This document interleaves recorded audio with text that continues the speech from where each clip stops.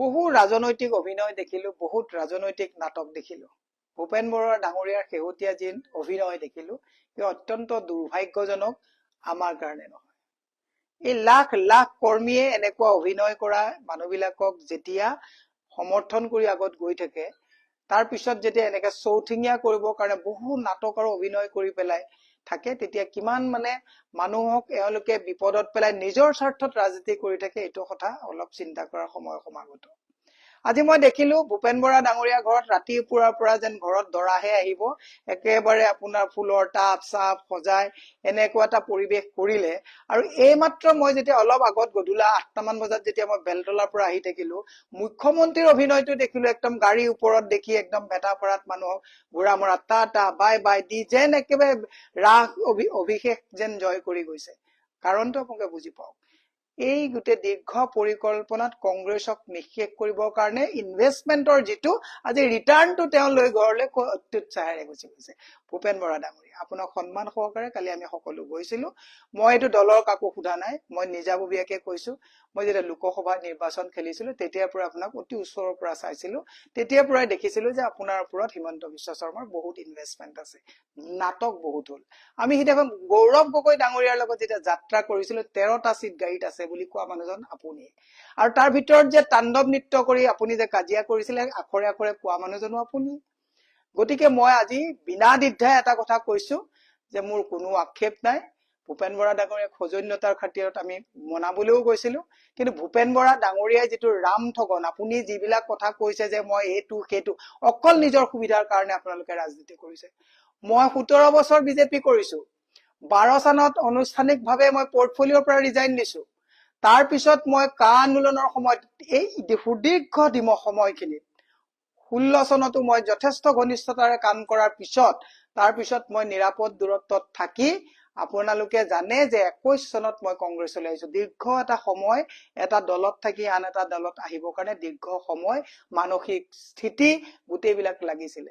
যোৱা পৰহিলৈকে যাত্ৰাত থাকি একে ৰাতিতে আপুনি নাটকখন কৰি আজি আপুনি দৰা আদৰা দি ডাঙৰীয়া অহা দি আপোনাৰ ঘৰত ধূপ ধূনা দি পেলাই আপোনাৰ পত্নীৰ আজি মুখত এনেকুৱা দেখিলো যে ইমান লাখ বিলাসত ভিতৰে ভিতৰে চুপে চুপে থাকাতকে আজি অন্তত খুল্লা আমি ধুনীয়াকে এটা ধুনীয়া লাইফ আমি চলাব পাৰিম।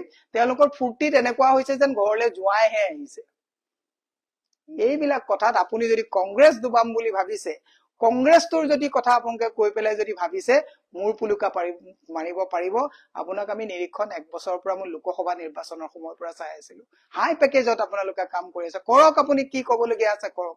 আপোনাক সিদিনাখন দুজন নিলজ্জ মানুহ অসমৰ মানুহে চাওক, সিদিনাখন গাড়ীত আমি যেতিয়া কথোপকথনত তেখেতে কৈছিলে যে মোক আপোনালোকে পাছফালৰ পৰা সদায় বাহ দি থাকে, আৰু মুখ্যমন্ত্ৰীয়ে কি কৈছিলে, ইছৰাম কব নোৱাৰি ইমান নিলজ্জ এনেকুৱা কথা। CID এনকুৱাৰী দিলে, CID SP মোৰ ঘৰত আহিছে ইন্টাৰগেশ্যনৰ কাৰণে, আপোনাৰ ঘৰত গৈছে, দেৱব্ৰত শইকীয়া তাত গৈছে, আৰু সেইজন নিলজ্জ মুখ্যমন্ত্ৰীৰ ওচৰত আপুনি শৰণাপন্ন হৈ আপুনি আজি তাৰিখত আপোনাক চৰিত্ৰহীন সজাই অসমৰ মহিলাক অশালীন, মই নাই কৰা আপোনাক অশালীন ব্যৱহাৰ কৰিছে বুলি মই কোৱা নাই, আপুনি এজন চৰিত্ৰহীন মানুহ বুলি মই নাই কোৱা, মুখ্যমন্ত্ৰীয়ে কৈছে। আৰু আজি সেই চৰিত্ৰহীন মানুহজনে, যিজনে আপোনাক চৰিত্ৰহীন বুলি কৈছে, দুপে দীপে আপোনাৰ পৰিয়ালে স্বাগতম জনাইছে, পইচা আমাৰ কম, কিন্তু মোক যদি কোনোবাই চৰিত্ৰহীন বুলি কয়, মোৰ হাজবেণ্ডে কিন্তু ইয়াত যদি সোমাই কোনোবা তাক পিঠি ফালি ঘৰৰ পৰা পঠাই দিলে।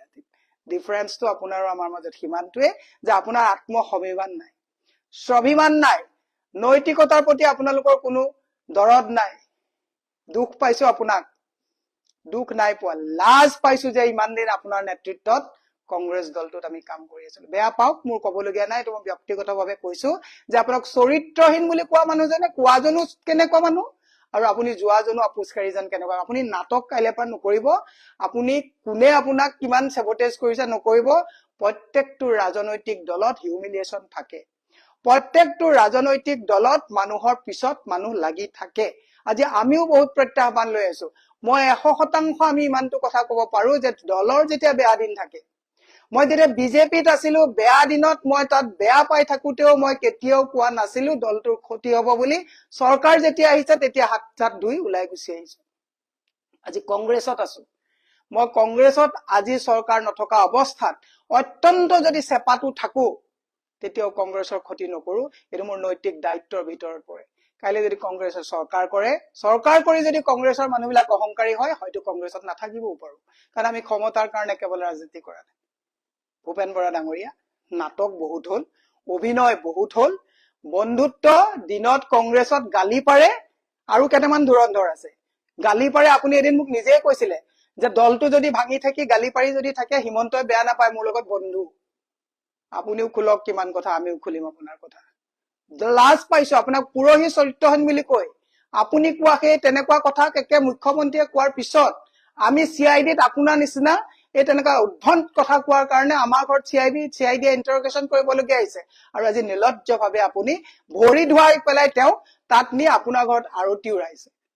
যাওক, অকলে যাওক, তৃণমূলৰ কৰ্মীক লগত নি তাত বাৰান্দাৰ চুকত বহিবলৈ নাযাব। আৰু ভৱেশ কলিতাই আজি কি কথা কৈছে মনত ৰাখিব, যে আপুনি যাওঁতে সেই এজন ধুৰন্ধৰে আন এজন ধুৰন্ধৰকে স্বাগতম জনাইছে। বিজেপি কোনেও কিন্তু আপোনাক স্বাগতম নজনায়, কাৰণ বিজেপিৰ সকলোকে 4 দিন আগত মুখ্যমন্ত্ৰী আপোনাক চৰিত্ৰহীন বুলি কৈ দিছে। এই কথাবিলাক মনত ৰাখিব। ধন্যবাদ।